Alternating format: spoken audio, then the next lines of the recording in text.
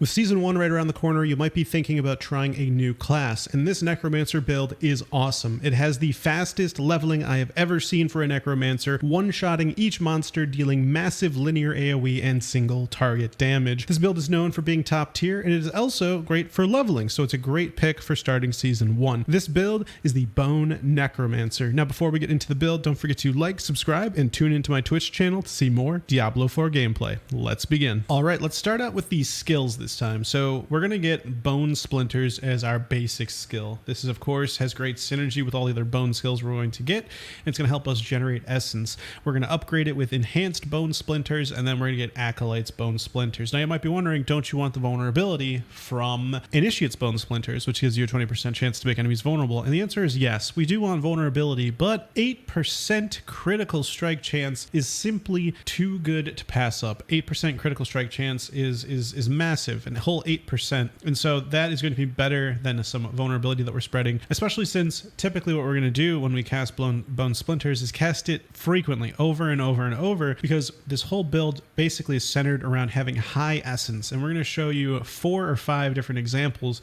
why you want to have high essence with this build. So after we get Bone Splinters, we're going to move over and we're going to get Bone Spear. Bone Spear is our core skill. We're going to enhance it, and then we're going to get Supernatural Bone Spear. Makes the first enemy hit vulnerable for 3 seconds, and it pierces them, right? And we're going to get an aspect, which we'll talk about later on, which even makes the non-primary enemy hit get vulnerability. So we can spread vulnerability to tons of enemies very, very easily with Bone Spear. We're also going to get Unliving Energy, which makes your maximum essence increased by 9, which is really good for this build, which is going to be based off of, we're going to get lots of bonuses based on how much essence we have. We're going to want Imperfectly Balanced. We're going to get more damage at the cost of more essence. We're going to also get Hewed Flesh. Lucky hit, your damage has up to a 12% chance to create a corpse at the target's location. This is going to be huge because we want to consume corpses, and every time we consume a corpse with like Corpse Explosion, which we'll get to, is we're going to get bonuses. Things like spawning blood orbs, and those blood orbs are going to give us bonuses as well when we consume them, which we'll get from aspects. Over here in the defensive part of the tree, Blood Mist is so important. This is going to give us Unstoppable, but really it's giving us Immune, which is not only just unstoppable, but also invulnerable. Not only are we able to not get CC'd, we also cannot take damage. So Blood Mist is like the Necromancer's super overpowered, unstoppable skill.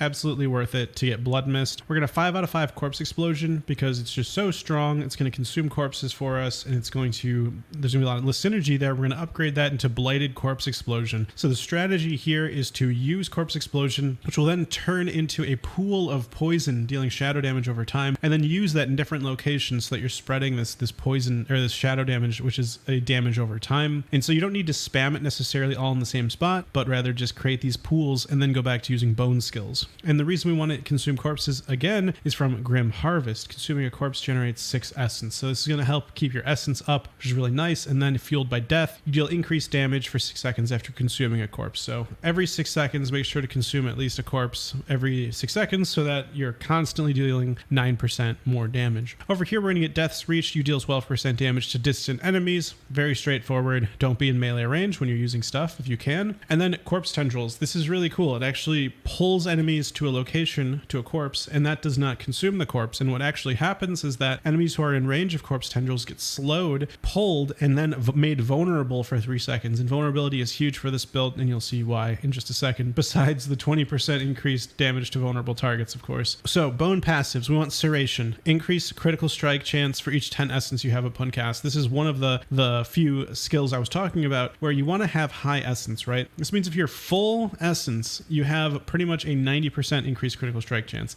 Absolutely crazy, right? So that's why we want to increase it even further beyond our max if we can to get even higher critical strike chance. And then here we have Compound Fracture. After critically striking 10 times, your bone skills deal 15% increased damage. Very, very strong. And then Evulsion, your bone skills deal increased critical strike damage to vulnerable enemies. And so that's a big reason we want vulnerability. 18% increased critical strike damage when they're vulnerable. Very, very, very strong. Okay, moving over to the ultimate tree. Now we are sacrificing all minions because we're getting Bone Storm, and that's our 6th skill. And if you have 6 skills, then you can't have minions. So Bone Storm is the ultimate. We're going to make it so the DR is increased by 15% while Bone Storm is active, and our crit chance increased by 20%. So huge bonuses while Bone Storm is up, more crit, less damage. Standalone is going to increase our DR by an additional 18%, and it's going to be reduced by 2% for each active minion. We have 0 active minions, so we get the full 18% DR. Memento Mori is also going to increase the sacrifice bonuses of skeletal warriors and mages by 60%.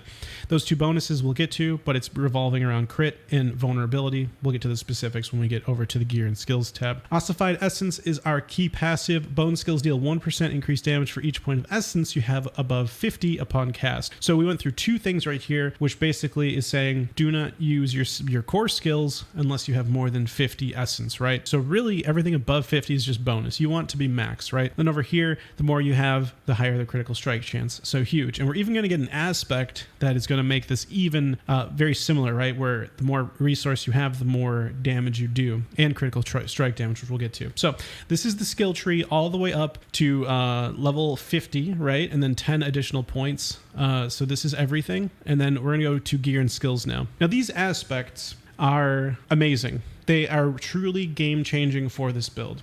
So first of all, we're going to go through some of these defensive ones first. Aspect of the Shielding Storm. When Bone Storm damages an enemy, which it does pretty much like every second, you're going to gain a barrier for 2 to 5% of your base life for 10 seconds. So it gives you DR. Now it's also going to give you a nice barrier equal to a percentage of your max life, which is why we're going to put everything in our armor, a ruby, for 4% each gem. We're going to increase max life. So that's going to give us this max life based barrier. Over here, Aspect of Disobedience. Personally, this is my absolute favorite aspect. Armor is the best stat in the game right now. It gives you physical damage reduction and resistance to all elements. And so this can give you up to 50% increased armor. Absolutely crazy. And it's actually perfect with Bone Storm because anytime you deal any form of damage, it's going to increase your armor by 0.5 up to 50%. And so bone armor is just ticking like crazy with everything around you. It's a great way to get Aspect of Disobedience stacks up. Splintering Aspect, very critical for this build. You can get this by progressing the campaign in Dry Step. What it does is that Bone Spear's primary attack makes enemies hit beyond the first vulnerable for 1.5 to 2.5 seconds. Bone Shards from Bone Spear deal 50 to 100% bonus damage to vulnerable enemies and pierce them. So remember, your initial attack will pierce, and then now the shards are also going to pierce with Splintering Aspect. And not only that, the primary attack of Bone Spear is also going to make all enemies vulnerable, right? Because we already make the first one vulnerable from a skill in the skill tree, but this aspect right here makes enemies hit beyond the first vulnerable. So all enemies hit by Bone Spear now become vulnerable, and then those shards from Bone Spear are going to deal increased damage to vulnerable enemies and pierce them. So even better AoE with this. Such a good aspect. And then Aspect of the Embalmer. I find this one so fun. Consuming a corpse has a 20 to 30% chance to spawn a Blood Orb. Now you might be thinking, Blood Orb, probably not needed. Check this out. Aspect of Potent Blood. While at full life, Blood Orbs grant 10 to 20 essence. So this is perfect for the build, which is so reliant on having essence high to get all those different bonuses. This will allow you to use Corpse Explosion and essentially generate blood orbs, which by the way, just using Corpse Explosion generates essence because of our skill tree. But we're also now going to be creating blood orbs, which then can grant us even more essence. So really awesome synergy between Aspect of Potent Blood, which you can unlock by completing Betrayer's Row and Dry Steps, and Aspect of the Embalmer. These two work together great. Moving on to our boots, we have Wind Striker's Aspect.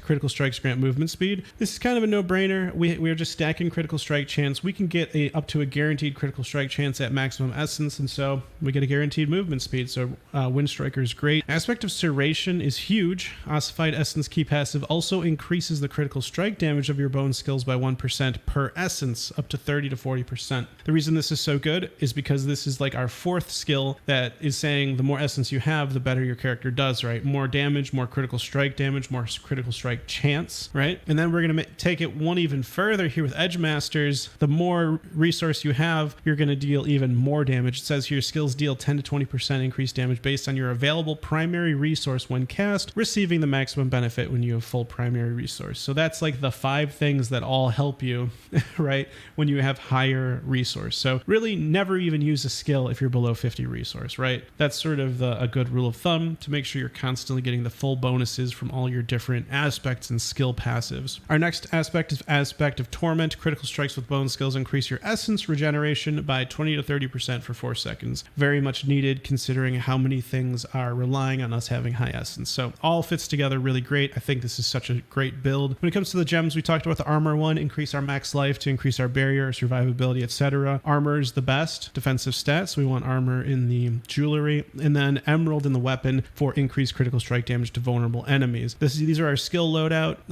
Defensive, we got nice corpse usage, vulnerability, all that stuff here. When it comes to the minions, now I mentioned earlier we do sacrifice them all, right? If we use these 6 skills, we're going to be sacrificing the skeletal skirmishers for 5% increased critical strike chance. And remember, we got standalone and memento mori, so this is actually a little around like 7.75% increased critical strike chance, right? That's increased by 60%. This one as well. So this is more like 21 or 22.25% increased damage to vulnerable enemies. Probably a little bit more than that. I'm being generous. And then finally, our golem here, you deal 30% increased critical strike damage. So it's all working perfect with the build. These both help with critical strike. This one helps with vulnerability. So it all synergizes together. We have lots of crit chance. We have lots of vulnerability, and it really just perfect together. I put some stats you're going to want to go to as well over each item slot. It's a lot of crit, as you imagine, and vulnerable damage. I mean, it's all kind of straightforward. That's what I love about this build. It's kind of intuitive. It's kind of straightforward. Like, you want